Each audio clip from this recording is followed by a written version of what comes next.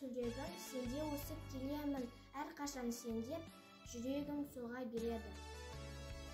Казахстан, любимый мой, буду я всегда с тобой. Здесь и мама, и друзья, это родина моя.